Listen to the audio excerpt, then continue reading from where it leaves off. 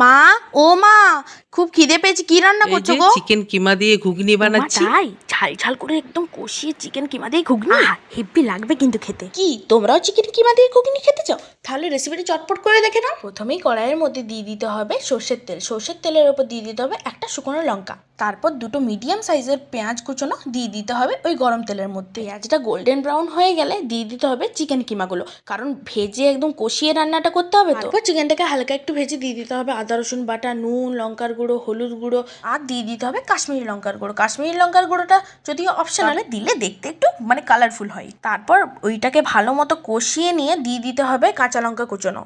তারপর আর কি ভালো মতো কষানো হয়ে গেলে দিয়ে দিন মটর আলু সেদ্ধটা। মা কিন্তু মটরটাকে ওভারনাইট ভিজিয়ে রেখেছিল। মটর আলুটাকে কিন্তু দুটো সিটি দেওয়া করেছিল প্রেসার কুকারে। এবার কড়াইয়ের মধ্যে এমন টকবক করে যখন ঘুগনিটা ফুটবে তখন দিয়ে দেবেন গরম মশলা গুঁড়ো আর ওপর থেকে ছড়িয়ে দেবেন ধনেপাতা। ব্যাস রেডি চিকেন কিমা দিয়ে ঘুগনি। বাড়িতে অবশ্যই try